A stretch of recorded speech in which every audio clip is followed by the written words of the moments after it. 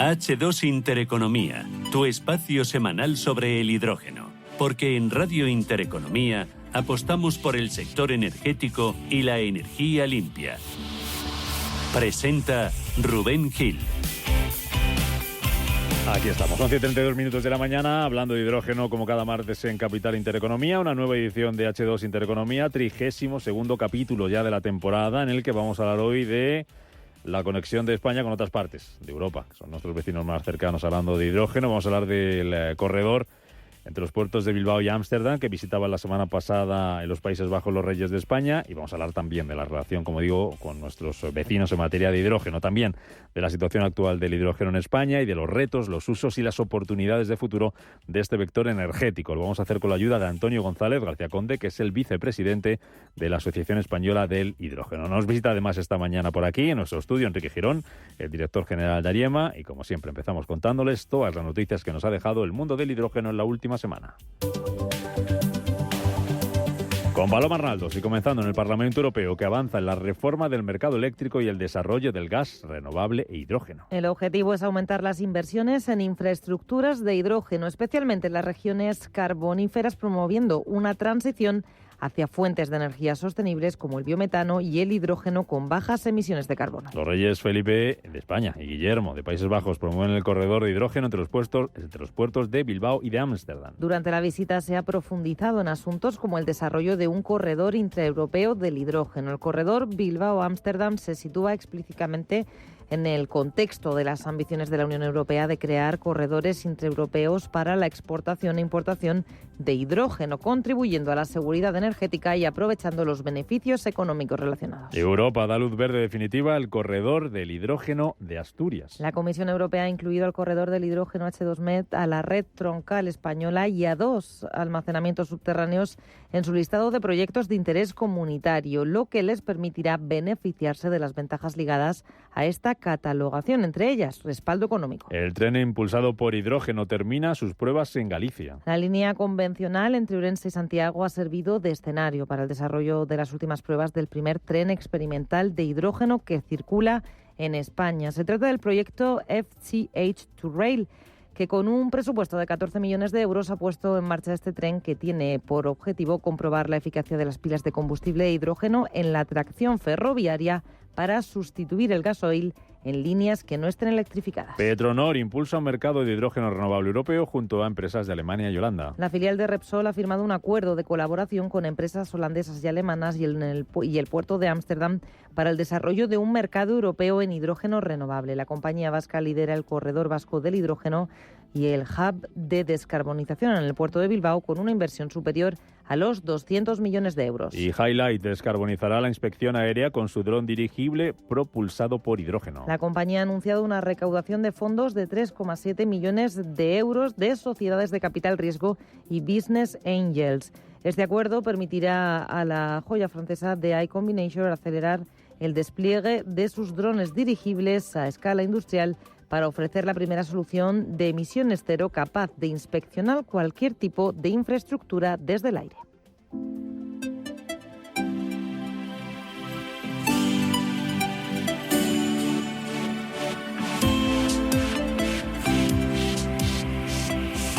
H2 Intereconomía, tu espacio semanal sobre el hidrógeno. Porque en Radio Intereconomía apostamos por el sector energético y la energía limpia.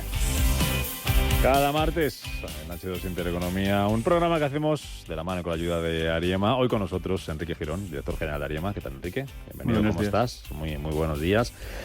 Vamos a hablar de corredores enseguida, vamos a hablar de las conexiones, de dónde podemos llevar o dónde estamos llevando el hidrógeno, o lo vamos a llevar en un futuro. Pero antes, por comentar alguna de las noticias que nos contaba ahora Paloma, me contabas que te llamaba la atención la de Galicia, la del tren impulsado por hidrógeno que termina sus pruebas. Es un proyecto de Fuel Cell que se llama exactamente, voy a decir las siglas si tú te lo sabes mucho mejor, FCH2Rail, ¿no? ¿Y esto qué es exactamente? Que tú lo conoces bien. Efectivamente, la verdad es que esta noticia a mí me llama mucho la atención y me hace especial atención porque cuando yo trabajaba en mi anterior trabajo precisamente en la comisión, en en la agencia que financió este proyecto. Yo era el que impulsé un poco este proyecto y el que les ayudé a dar los primeros pasos. Es un proyecto muy interesante porque efectivamente el sector ferroviario es uno de los más limpios dentro del sector de la movilidad, pero porque básicamente está electrificado en un 80%. Pero sí que es cierto que hay zonas donde la catenaria no llega o es excesivamente cara para la cantidad de trenes, el volumen de trenes que hay, y hasta ahora estaban usando diésel. Esta nueva tecnología, la pila de combustible, nos permite sustituir esos generadores diésel, porque en realidad el sistema que tienen es un generador diésel por un generador limpio, que es en este caso de hidrógeno. Y encima en un tren que tienes más espacio, en el sentido que puedes meter en un momento dado un vagón más para el famoso almacenamiento de hidrógeno, que siempre es un problema.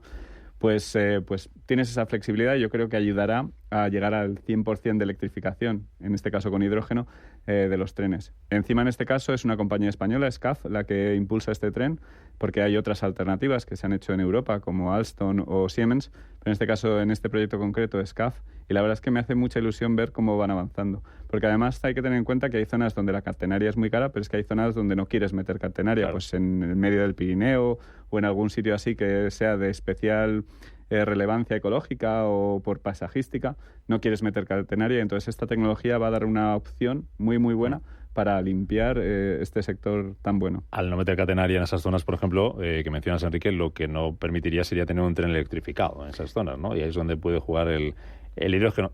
Entiendo por lo que nos estás contando que en un medio de transporte limpio, como el tren, 80%, nos decías electrificado, lo tiene un poco más difícil el hidrógeno para entrar, ¿no? Van a ser en zonas un poco más concretas, muy útiles, en las que pueda entrar para sustituir el gasoil, pero a lo mejor aquí no va a pasar como en el avión o va a pasar como en el transporte por carretera, que sí que puede sustituir al eléctrico, los problemas que hemos dicho otras veces que tiene, ¿no? Aquí va a ser un poco más concreto, ¿no? Sí, efectivamente, donde hay catenaria es ideal porque ya tienes la electricidad, no hay mejor sistema que usar la electricidad directamente, con lo cual en esos sitios está muy bien, pero hay zonas, o bien porque no queramos meter catenaria por efectivamente no destruir el paisaje, o porque simplemente el volumen de tren sea relativamente bajo. No merece la pena la inversión, ¿no? Claro, creo que cuesta aproximadamente 1 millón de euros por cada kilómetro de catenaria que instales. Entonces hay zonas que tienen bajo volumen de trenes y no es económico el meter esta infraestructura. Bueno, pues con esto permites, sin meter esta catenaria, electrificarlo y hacerlo limpio al final y conseguir que el sector de ferroviario sea completamente limpio. Que pueda llegar a más sitios sin una necesidad de una inversión tan alta, por ejemplo, ¿no? Ahora que gente que todo el mundo pide el tren a la puerta de su casa, los que no lo tienen y lo necesitan, y los que lo tenemos casi cerca, pero queremos que pase por debajo de nuestra ventana. Incluso verás que en algunos países se está legislando para reducir los vuelos cortos, sí, los regionales, y ahí el tren sería la alternativa más adecuada, precisamente porque es limpio y es ecológico. Entonces, en zonas menos pobladas, por ejemplo, en la España vaciada, que no tienen tanto volumen de trenes, pero sí que necesitan una cierta servicio de trenes, pues ahí podrías meter hidrógeno y abaratarles mucho el aumentar la frecuencia de trenes comparado con meter catenario limpio. Vamos a hablar de países, ya que lo mencionabas, Enrique, como avanzamos al comienzo con la visita de los reyes la semana pasada a los Países Bajos, en el que el hidrógeno tuvo un papel protagonista. Vamos a hablar de eso y de mucho más, de cómo está el sector, presente, futuro, oportunidades, retos, con alguien que sabe un poquito de esto. Don Antonio González García Conde, que es el vicepresidente de la Asociación Española del Hidrógeno. Don Antonio, bienvenido. ¿Cómo está? Buenos días. Hola, buenos días. Pues nada, encantado de colaborar con vosotros de nuevo en el programa y con pena de no poder estar en presencial y saludaros así personalmente. Un placer saludarle, pero le tomo nota de eso que dice y se la tiro para otra vez, que se venga por aquí a vernos, que es un gusto recibirle.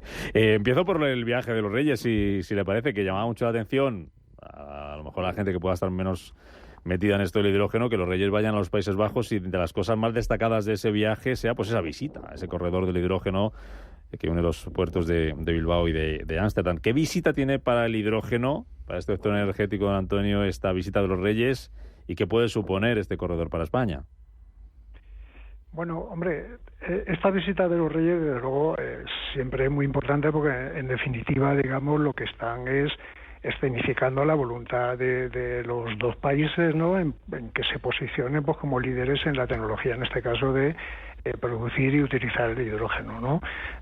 Fíjate que hay que tener en cuenta que cuando uno tira unos cuantos años atrás, pero muy pocos, ¿no?, pues lo que hemos vivido es por un lado un incremento de objetivos de descarbonización que venían dados solo pues por las políticas climáticas de los distintos países, pero por otro lado hemos vivido, digamos, la influencia del contexto geopolítico tras la invasión de Ucrania por parte de Rusia, que han hecho que se incrementen los objetivos y que se acelere la necesidad de obtener esos objetivos, pero no ya exactamente por la política climática solamente, sino por alcanzar la independencia energética. Entonces, claro, esto hace que también sea urgente, o sea, muy necesario crear y desplegar pues ese comercio internacional del hidrógeno, ¿no? Entonces, claro, en este contexto, pues el que dos países como España y Holanda, que tienen potencialidades e intereses, pues pueden ser muy distintos, ¿no?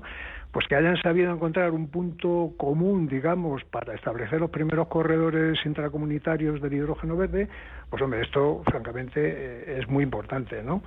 Y claro, hay que darse cuenta de que esto no es una simple, vamos a decirlo sin ánimo peyorativo, de escenografía de teatro, no, es decir, los monarcas van acompañados de empresas e industrias muy importantes, ¿no? Por tanto, digamos, ¿qué supone para España este tipo de visita? Pues bueno, pues supone en definitiva, a medio y largo plazo, desarrollo tecnológico, industrial, creación de empleo y bueno, pues un nuevo mercado en el que poder comerciar, ¿no? No es el único corredor que tenemos, creo, ¿no? Entre ambos países, porque tenemos ahí otro que une Rotterdam con Algeciras. No sé qué tienen de común, de diferentes los dos. ¿Qué nos puede contar usted de ellos, don Antonio?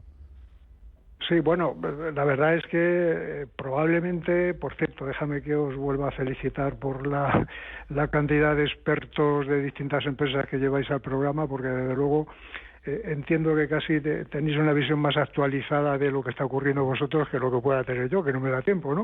Pero no sé si habéis tenido ocasión de entrevistar, de tener ahí en el programa, pues a responsables de Petronor, de Repsol, del puerto de Bilbao, incluso de Cepsa o el puerto de Algeciras, etcétera, ¿no?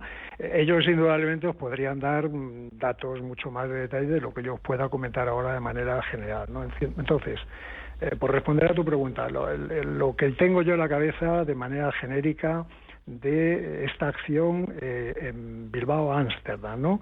Eso son varias actuaciones. Voy a mencionar, digamos, como en tres partes, ¿no? Por un lado, lo que se trata es, han establecido un acuerdo para evaluar la viabilidad técnica de transportar hidrógeno líquido. Entonces, esto, ¿quién lo evalúa y qué implica? Pues implica a empresas que tienen mucha experiencia en el transporte de gas natural licuado, implica a empresas que están operando los terminales de gas natural licuado y que unas de ellas van a trabajar en el desarrollo de buques que puedan transportar hidrógeno líquido y otras en la preparación de las infraestructuras portuarias para almacenar, recepcionar el hidrógeno líquido y distribuirlo en un momento dado, ¿no? El enlace con lo que decíamos del puerto de Rotterdam viene también de la otra visita que hizo Rey Guillermo en junio del año pasado, si no recuerdo mal, sí, creo que fue por junio, que bueno, no solo visitó la planta de producción de hidrógeno de Puerto Llano, sino que fue también al sur, ¿verdad?, en todo el valle del hidrógeno, digamos, andaluz, ¿no?, por decirlo de alguna manera genérica, ¿no? Entonces allí lo que se pretende explorar es otra vía, que es de transportar ese hidrógeno verde, pero en forma de un portador de hidrógeno en forma de líquido orgánico. Bueno, eso hay muchos líquidos orgánicos, que si en amoníaco, que si en metanol verde, tolueno, etcétera. En fin, eso los ingenieros industriales químicos te lo podrían explicar bastante en detalle, ¿no? Entonces, aquella visita del Rey Guillermo pues tenía que ver con el acuerdo que habían establecido Cepsa con el puerto de Rotterdam para hacer este transporte de derivados de hidrógeno verde, ¿no? Y finalmente en este de Bilbao-Ámsterdam, bueno, por cierto, el acuerdo este con Puerto de Rotterdam, lo que ocurre es que ahora también incluye, digamos, la posibilidad de que llegue a Ámsterdam como líquido orgánico, ¿verdad?, en vez de como hidrógeno líquido, ¿no? Y luego lo último que quería comentar aquí es, pues, el acuerdo entre un productor del hidrógeno verde, Repsol Petronor, que lo va a utilizar para producir un combustible sintético de aviación, pues el acuerdo con las compañías que pueden tomar ese combustible sintético de aviación, como son las compañías aéreas holandesas, KLM, o compañías, digamos, que son líderes y están puestas en los SAF, ¿no?, los Synthetic Aviation Fuels, ¿no? Entonces, esos son los 3 puntos, digamos, del enlace de España-Países Bajos, ¿no? Que incluye tanto Puerto de Bilbao como Algeciras y la zona de Huelva, con Ámsterdam y Rotterdam, ¿no? Enrique. Sí, al final esta infraestructura lo que va a complementar es precisamente el H2Med como 3 maneras de llegar hidrógeno producido en España a pues donde se va a consumir mucho, que es el gran consumidor, o el que se postula como gran consumidor es Alemania y Holanda o Países Bajos, y la zona más industrializada de Europa. Quizá, como bien dice Antonio, se exploran muchas vías: hidrógeno líquido, hidrógeno combinado con algo y luego hidrógeno gaseoso. 2 por barco y la tercera por la tubería que estamos también desarrollando con Enagas. Pero bueno, quizá aquí una de las cosas que tenemos que tener en cuenta es que el apoyo de los reyes al final son los principales embajadores, y como bien dice Antonio, llevan de la mano a toda la industria detrás y un montón de intereses económicos, pero ellos actúan desde una neutralidad total y simplemente tratando de establecer esos lazos, y yo creo que le da mucha visibilidad, con lo cual su apoyo es esencial.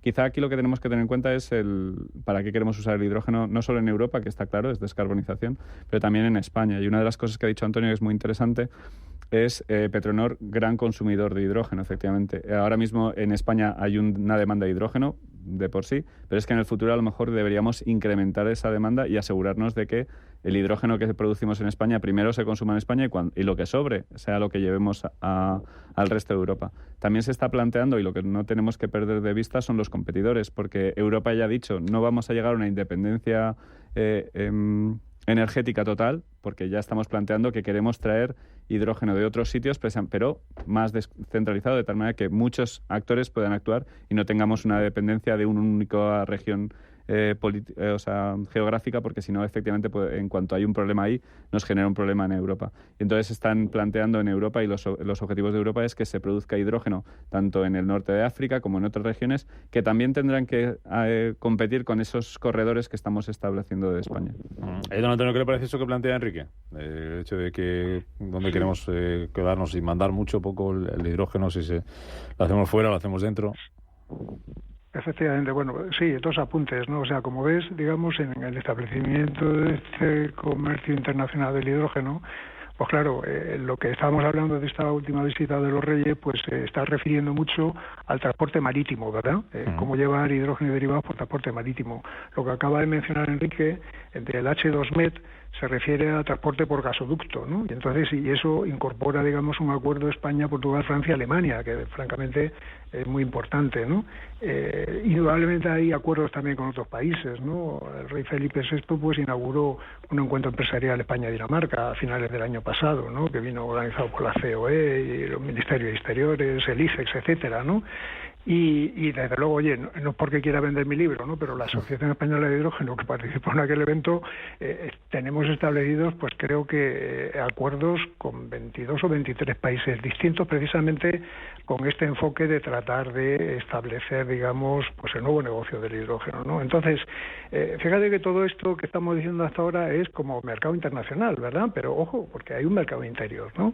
Y ese mercado interior es el que, bueno, pues que tenemos que hablar por él, pues sobre todo porque en España nos hace falta potenciar la parte industrial, la participación, digamos, de la industria en nuestra economía, ¿no? Entonces, claro, el equilibrio, una de las complejidades quizás, digamos, de todo el despliegue de la tecnología de hidrógeno en los mercados, ¿no?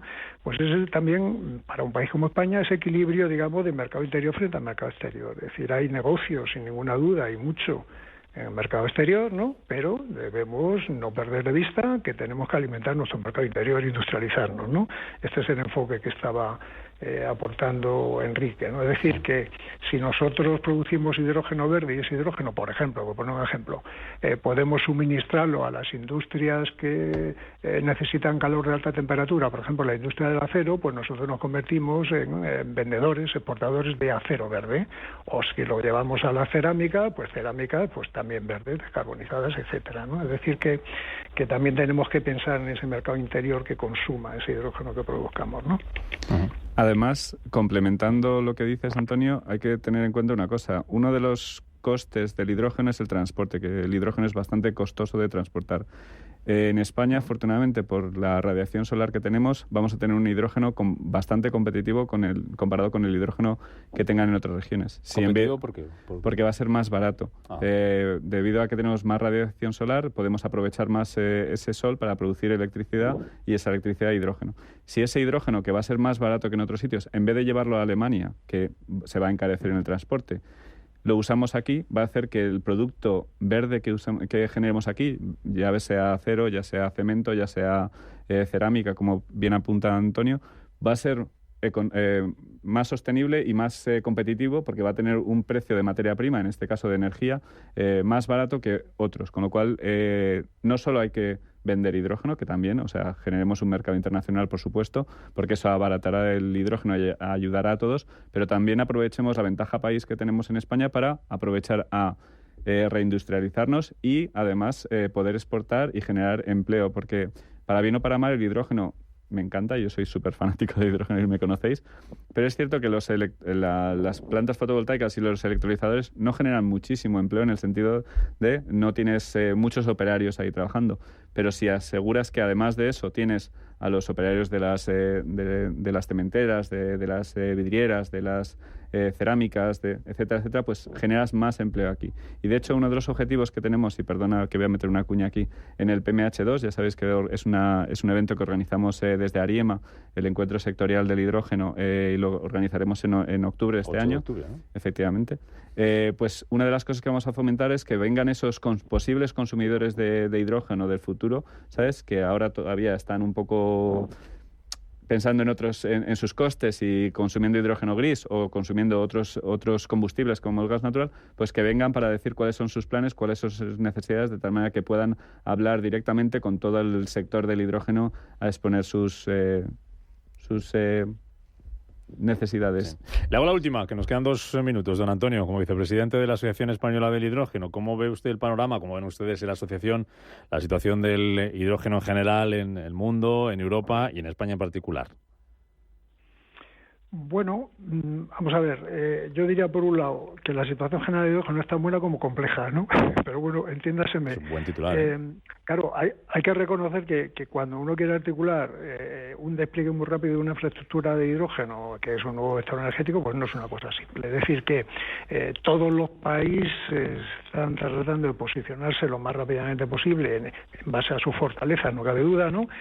Pero claro, cada país se da cuenta, esto yo creo que ya está reconocido, que la fortaleza no la aporta, digamos, un único país, sino que tiene que colaborar con otros.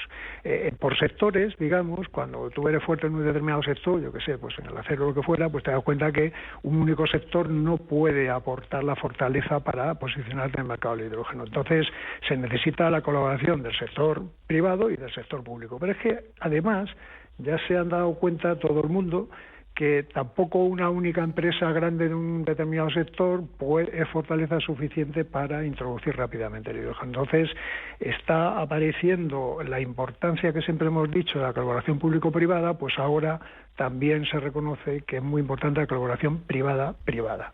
Entonces, claro, si a este tipo de complejidad para establecer estas colaboraciones le unes que tienes que necesitar catalizadores de ayudas estatales, que la reglamentación esté en el momento, normativas, etcétera, y que todo esto esté uniformizado entre países, pues hombre, la situación hay que reconocer que es compleja, a lo mejor podemos algunos reconocer que, bueno, esto va más lento de lo que quisiéramos, ¿no? Pero, no obstante, desde luego, al menos en mi opinión, no sé, Enrique, ¿tú qué piensas?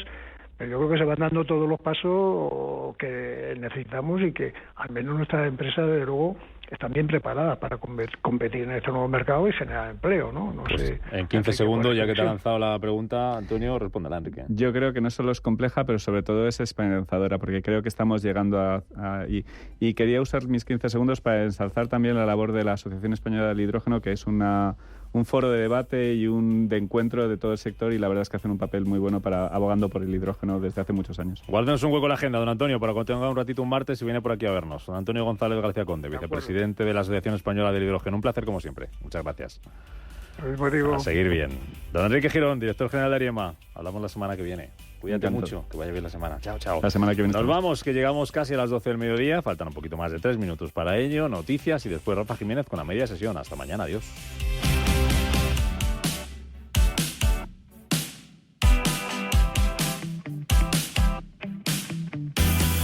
Intereconomía. Esto es Capital Intereconomía.